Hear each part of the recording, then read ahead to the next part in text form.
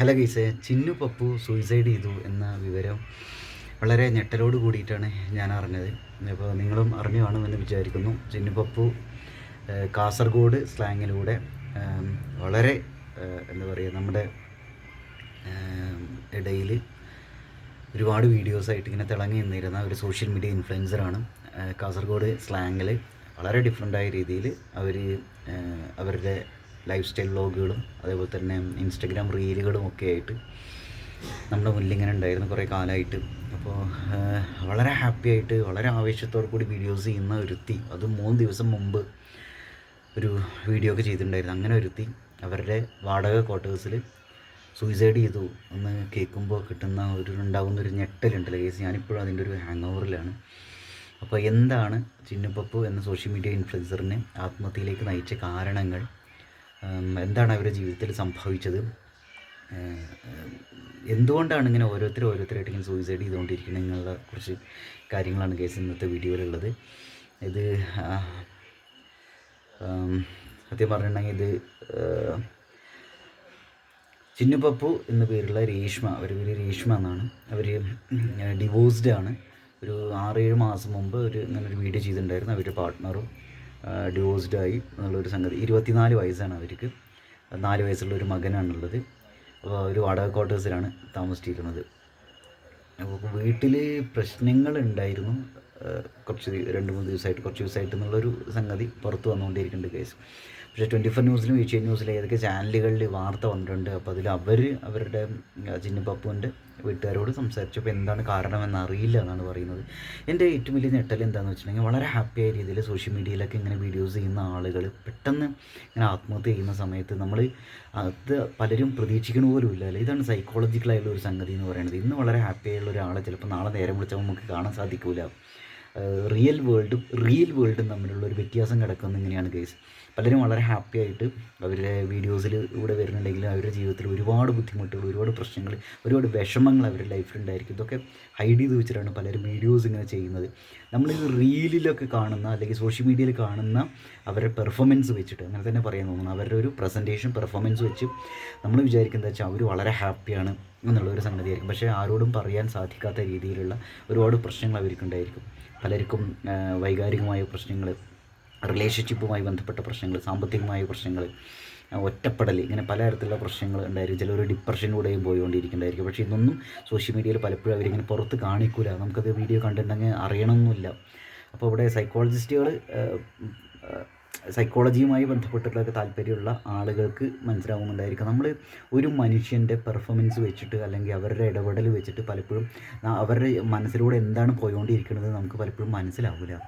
അപ്പോൾ അതാണ് social media എന്ന് പറയുന്ന ഒരു സംഗതി. സോഷ്യൽ മീഡിയയിൽ ആളുകൾ ഒന്ന് ക്ലിക്കായിട്ട് വരണമെങ്കിൽ പലപ്പോഴും എന്താണെന്ന് വെച്ചിട്ടുണ്ടെങ്കിൽ കാര്യമായി വീഡിയോസ് ചെയ്യേണ്ടി വരും, ചിരിച്ചും കളിച്ചും വീഡിയോസ് ചെയ്യേണ്ടി വരും. ചിലർ വിവാദങ്ങൾ ഉണ്ടാക്കുന്നുണ്ടായിരിക്കും. പക്ഷേ ചിന്നുപപ്പു എന്നുള്ളൊരു വ്യക്തി ഇങ്ങനെ വിവാദങ്ങളൊന്നും ഉണ്ടാക്കാണ്ട് അവരുടെ ലൈഫിൽ നടക്കുന്ന കാര്യങ്ങൾ കാസർഗോഡ് സ്ലാങ്ങിൽ തനതായിട്ടുള്ള ഒരു ശൈലി വെച്ചിട്ട് വീഡിയോസ് ചെയ്തിരുന്ന വ്യക്തിയായിരുന്നു. ഇപ്പോൾ നമുക്കിങ്ങനെ എടുത്തു പറയാൻ പറ്റും, വളരെ വ്യത്യസ്തമായിട്ടുള്ള വ്ളോഗേഴ്സിൽ അല്ലെങ്കിൽ സോഷ്യൽ മീഡിയ ഇൻഫ്ലുവൻസേഴ്സ്, അങ്ങനെയാണല്ലോ നമ്മളിങ്ങനെ ബ്രാൻഡ് ചെയ്യുക പലപ്പോഴും. പൊതുവെ ചാനലിലൊക്കെ പറഞ്ഞ സോഷ്യൽ മീഡിയ ഇൻഫ്ലുവൻസർ എന്നാണ്.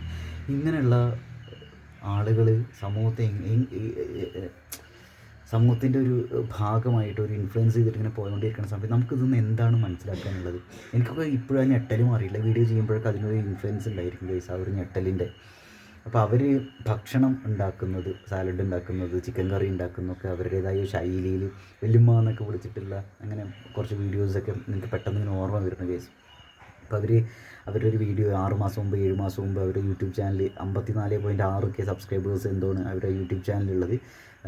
ഇൻസ്റ്റഗ്രാമിൽ 2 ലക്ഷത്തിന് മുകളിൽ ഫോളോവേഴ്സ് അവർക്കുണ്ട്. അപ്പോൾ ഇങ്ങനെയുള്ള ഒരുത്തി ജീവിതത്തിൽ പലർക്കും ഒറ്റപ്പെടലൊക്കെ താങ്ങാൻ കഴിയാത്തൊരവസ്ഥയിലായിരിക്കും. ചിലർ വളരെ സെൻസിറ്റീവായ ആളുകളായിരിക്കും. അവരിങ്ങനെ ചിരിച്ചും കളിച്ചൊക്കെ വീഡിയോസ് ചെയ്യുന്നുണ്ടെങ്കിലും അവസ്ഥ എന്താണെന്ന് വെച്ചിട്ടുണ്ടെങ്കിൽ അവർക്ക് ചിലപ്പോൾ അവരുടെ പ്രശ്നങ്ങൾ ആരോടും പറയാനില്ലാത്തൊരവസ്ഥയായിരിക്കും. പിന്നെ ഒരുപാട് ഫോളോവേഴ്സ് ഉണ്ട് എന്നുള്ളതുകൊണ്ട്, സബ്സ്ക്രൈബേഴ്സ് ഉണ്ട് എന്നുള്ളത് കൊണ്ട്, സോഷ്യൽ മീഡിയയിൽ വളരെ ആക്റ്റീവ് ആണ് എന്നുള്ളത് കൊണ്ട് അവർക്ക് അങ്ങനെ നല്ല സുഹൃത്തുക്കൾ ഉണ്ടാവണമെന്ന് ഒരു നിർബന്ധമില്ല കേസ്. ഇതാണ് കേസ്.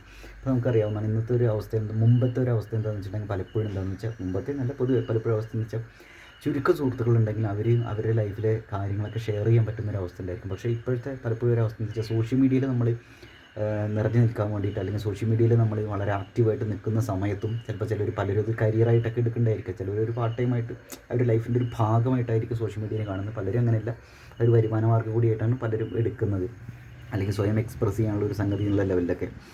അപ്പോൾ പലപ്പോഴും എന്താണെന്ന് വെച്ചിട്ടുണ്ടെങ്കിൽ നമ്മുടെ കുറേ കാര്യങ്ങൾ നമുക്ക് എക്സ്പ്രസ് ചെയ്യാൻ സാധിക്കില്ല, ഷെയർ ചെയ്യാൻ സാധിക്കില്ല. പിന്നെ ഒരുപാട് കമൻസും അതേപോലെ മെസ്സേജുകളൊക്കെ വരുന്നുണ്ടെങ്കിൽ നമുക്ക് അടുത്ത സുഹൃത്തുക്കളൊന്നും ഇല്ലാത്ത ഒരവസ്ഥ അങ്ങനെ ഒരു ഉണ്ടാവലുണ്ട് പലപ്പോഴും.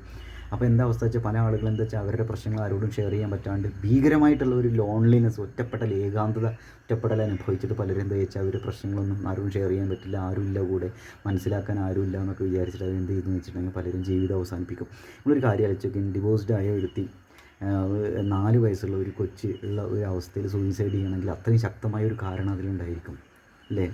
അപ്പോൾ ഇവിടെ ഒരു ജീവിതം പോയി, കൊച്ചിനൊരു അമ്മ നഷ്ടപ്പെട്ട്, വീട്ടുകാർക്ക് ഒരു മകളെ നഷ്ടപ്പെട്ട്, നമ്മുടെ സമൂഹത്തിൽ നമുക്ക് വളരെ ഹാപ്പി ആയിട്ട് ചിരിച്ചും കളിച്ചുകൊണ്ട് നടന്നിരുന്ന ഒരുത്തിയുടെ സാന്നിധ്യം ഇനിയില്ല.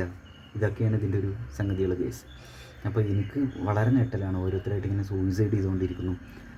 അതുമല്ല ഒരുപാട് ഭാവിയുള്ള ഒരുത്തിയാണ്. എനിക്ക് അവരുടെ വീഡിയോസ് കാണുന്ന സമയത്ത്, അത് 24 വയസ്സുള്ള ഒരുത്തിയിൽ അവർ വീഡിയോസ് കാണുമ്പോൾ എനിക്ക് തോന്നിയിട്ടുള്ളൊരു വൈബ് ഇങ്ങനെയാണ് കേസ്. ഒരുപാട് കഴിവുകളുള്ള, എന്താ പറയുക, ലൈഫിൽ എന്താ പറയുക, തനതായിട്ടുള്ള ഒരു ശൈലി ഉണ്ടാക്കിയെടുത്തിട്ടുള്ള കുറേ കാര്യങ്ങൾ ചെയ്യാൻ പ്രാപ്തി ഉണ്ടായിരുന്ന ഒരുത്തി ഇനിയില്ല. ഇതാണ് ഇതിൻ്റെ ഒരു സംഭവം. അപ്പോൾ പലരും പറയുന്നുണ്ട് അവർ ഡിവോഴ്സ്ഡ് ആയതുകൊണ്ട് ആ ഒരു സങ്കടം കൊണ്ടായിരിക്കും അവർ ആത്മഹത്യ ചെയ്തിട്ടുണ്ടായിരിക്കുക, ചിലർ സാമ്പത്തികമായ പ്രശ്നങ്ങൾ കൊണ്ടായിരിക്കും എന്ന് പറയുന്നുണ്ട്. ചില ആളുകൾ പറയുന്നത് വീട്ടുകാരെ സപ്പോർട്ട് ഇല്ലാത്തതുകൊണ്ടാണെന്നൊക്കെ. നമുക്ക് അറിയില്ല, അറിയാത്ത കാര്യങ്ങളെക്കുറിച്ച് നമ്മൾ ഇങ്ങനെ ചുമ്മാ തള്ളിയിട്ട് കാര്യമില്ല. അപ്പോൾ ഒരു കമൻറ്റ് ഞാൻ കാണാനിടയായി. SP 6 മാസം മുമ്പ് 6-7 മാസം മുമ്പ് അപ്ലോഡ് ചെയ്തൊരു വീഡിയോ ഉണ്ട്. എന്താ നിങ്ങൾ ചോദിച്ച കാര്യങ്ങളോ നിങ്ങൾക്കറിയാനുള്ള കാര്യങ്ങൾ, അങ്ങനെ എന്തോണ് ക്യാപ്ഷൻ വരുന്നത്. അപ്പോൾ അതിൽ തനത് ശൈലിയിൽ, കാസർഗോഡ് ശൈലിയിലാണ് അതിൽ ക്യാപ്ഷനൊക്കെ ഇട്ടിട്ടുള്ളത്. അപ്പോൾ അതിൽ ഡിവോഴ്സ്ഡ് ആയതിനെ കാര്യങ്ങളെക്കുറിച്ച് ഞങ്ങൾ കുറച്ച് കാര്യങ്ങളൊക്കെ പറയുന്നുണ്ട്. അപ്പോൾ അതിന് താഴെ ഒരു വലിയൊരു കമൻറ്റ് വന്നിട്ടുണ്ട്. ഗൈസ്, അവർ ഡിവോഴ്സ്ഡ് ആയി, പാർട്ട്ണർ ആ ടാറ്റു ചെയ്തിരുന്നത് അത് ഒഴിവാക്കി. അപ്പോൾ അവർ ഡിവോഴ്സ്ഡ് ആയി, അത് അത്രയേ ഉള്ളൂ. അല്ലാണ്ട് ഇപ്പോൾ ഇതിൽ ആര് കുറ്റക്കാരിന്ന് വിധിക്കേണ്ട കാര്യമൊന്നുമില്ല. അത് അവരുടെ ലൈഫാണ്. കൊച്ചിനെ നോക്കേണ്ടത് എങ്ങനെയാണെന്നൊക്കെ അറിയാനുള്ള ഒരു അഡൾട്ടാണ്, പ്രായപൂർത്തിയായിട്ടുള്ള ഒരാളാണ് ചിന്നു പാപ്പു എന്ന പേരുള്ള രേഷ്മ. അപ്പോൾ ഗൈസ്, അത് അവർ എല്ലാ കാര്യങ്ങളും ഇങ്ങനെ സോഷ്യൽ മീഡിയയിൽ ഒന്നും പറയേണ്ട കാര്യമൊന്നുമില്ല. അപ്പോൾ അവരുടെ പ്രൈവസിയെ നമ്മൾ ബഹുമാനിക്കണം എന്നൊക്കെ പറഞ്ഞിട്ട്.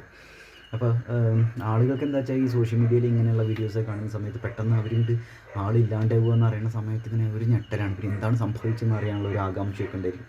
എനിക്ക് സത്യം പറഞ്ഞത് ഭീകരമായിട്ട് ഞെട്ടലുണ്ട് ഗൈസ്, ഭീകരമായിട്ട് ഞെട്ടലുണ്ട്. അപ്പോൾ വളരെ എന്തത് പറയുക, ആളുകൾ ഈ ഒരു സോഷ്യൽ മീഡിയയിൽ ഇത്രയും ആക്റ്റീവായിട്ട് നിൽക്കുന്ന ആളുകളടക്കം അനുഭവിക്കുന്ന ഭീകരമായ ഒരു ഒറ്റപ്പെടൽ ഒന്ന് അവസ്ഥയെന്ന് ആലോചിച്ച് നോക്കി അല്ലേ. ഒരുപാട് ആളുകൾ ഒരു വീഡിയോ ഇട്ടുണ്ടെങ്കിൽ ഒരുപാട് ആളുകൾ ലൈക്ക് ചെയ്യുകയും കമൻറ്റ് ചെയ്യുകയൊക്കെ ചെയ്യും. അപ്പോൾ പലപ്പോഴും എന്താ വെച്ചാൽ നമുക്ക് ആരും നമ്മളെ പരിഗണിക്കാനില്ല എന്നൊക്കെ തോന്നിയിട്ട് പലരും ആത്മഹത്യ ചെയ്യുന്ന ഒരു അവസ്ഥയൊക്കെ ഉണ്ടായിരിക്കും. നമ്മൾ പൊതുവെ അങ്ങനെയൊക്കെയാണ് കാണലും കേൾക്കലുള്ളത്. ഇവിടെ അങ്ങനെയല്ലോ, ആളുകൾ റെസ്പോണ്ട് ചെയ്യുന്ന സോഷ്യൽ മീഡിയയിലൊക്കെ എപ്പോഴും നോട്ടിഫിക്കേഷൻ വന്നുകൊണ്ടിരിക്കുന്നുണ്ടാവും, കമൻറ്റ് ചെയ്യുന്നുണ്ടായിരിക്കും, കുറേ ആൾക്കാർ എന്താ പറയുക സപ്പോർട്ട് ചെയ്യുന്ന രീതിയിൽ സംസാരിക്കണമൊക്കെ ഉണ്ടായിരിക്കും. പക്ഷേ എന്നാലും ചില ആളുകൾക്ക് സംഭവിക്കുന്നൊരു കാര്യം എന്ന് വെച്ചിട്ടുണ്ടെങ്കിൽ നെഗറ്റീവായിട്ട് എന്തൊരു കമൻറ്റ് വരുമ്പോൾ അത് സഹിക്കാൻ പറ്റാത്തൊരവസ്ഥ ഉണ്ടായിരിക്കും. ചിന്നുപാപ്പു നെഗറ്റീവ് കമൻറ്റുകളെ എന്താ പറയുക അങ്ങനെ ഭയക്കുന്ന ഒരാളാണെന്ന് എനിക്ക് തോന്നുന്നില്ല ഗൈസ്. പക്ഷെ പറയാൻ പറ്റില്ല, മനുഷ്യരുടെ ഒരു കാര്യമാണ്. ചിലപ്പോൾ എന്തെങ്കിലുമൊക്കെ അങ്ങനെ പേഴ്സണലായിട്ട് നെഗറ്റീവ് കമൻറ്റ് എന്തെങ്കിലും വരുന്ന സമയത്ത് നമ്മൾ ഒരുപാട് ഡൗൺ ആയിട്ട് ഇരിക്കുന്ന സമയത്ത് നമ്മളത് ഒരുപാട് സ്വാധീനിക്കും. അപ്പോൾ അത് നമ്മുടെ വല്ലാണ്ട് നമ്മൾ തളർന്നു പോകുന്നൊരവസ്ഥ ഉണ്ടായിരിക്കും. ഒരുപക്ഷെ അതായിരിക്കാം കാരണം, പറയാൻ പറ്റില്ല. അതുമാത്രമല്ല, ചിലപ്പോൾ വേറെ എന്തെങ്കിലും റിലേഷൻഷിപ്പിൻ്റെ കാര്യങ്ങൾ എന്തായിരിക്കും, അത് നെഗറ്റീവായിട്ട് പറയുന്നതല്ല കേട്ടോ. നമുക്കിങ്ങനെ വളരെ ഒറ്റപ്പെട്ട് നടക്കുന്ന സമയത്ത് ചില സമയത്ത് നമുക്ക് തോന്നുന്നുണ്ടായിരിക്കും നമുക്ക് ആരുമില്ല എന്നൊക്കെ.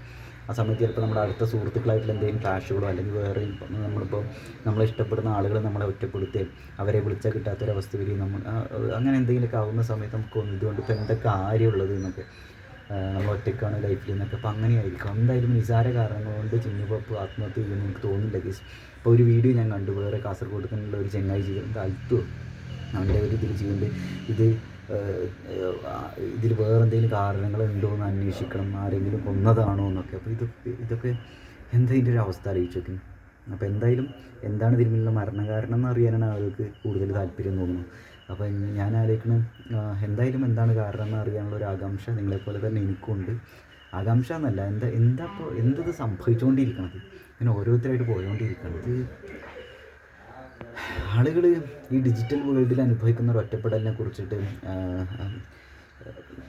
നമ്മൾ കാര്യമായി ചർച്ച ചെയ്യപ്പെടേണ്ട ഒരു അവസ്ഥയിൽ എത്തിക്കും തോന്നുന്നു. ഇപ്പോൾ ചില ആൾക്കാർക്ക് സൈബർ ബുള്ളിങ്ങൊക്കെ നേരിടാനുള്ള കെൽപ്പില്ലാത്തൊരവസ്ഥ ഉണ്ടായിരിക്കും. പക്ഷേ ചിന്നുപാപ്പുവിന് അങ്ങനെ ഒരു അവസ്ഥയാണെന്ന് എനിക്ക് തോന്നുന്നില്ല. ബിക്കോസ് അവരുടെ റീസെൻറ്റ് വീഡിയോസിലൊക്കെ വളരെ പോസിറ്റീവായിട്ടുള്ള കമൻസൊക്കെ തന്നെയാണുള്ളത്. പിന്നെ ചില ആളുകൾ ഇങ്ങനെ വെറുതെ എത്ര പോസിറ്റീവായിട്ടുള്ള നമ്മൾ വീഡിയോസ് ചെയ്താലും വെറുതെ വന്നിട്ട് തെറി വിളിക്കണമൊക്കെ ഉണ്ടായിരിക്കും. ചിന്നുപാപ്പുവിന് അങ്ങനെ തെറി വിളിക്കുന്ന ആളുകളുടെ എണ്ണം കുറവാണെന്നാണ് കേസ് എനിക്ക് തോന്നുന്നത്.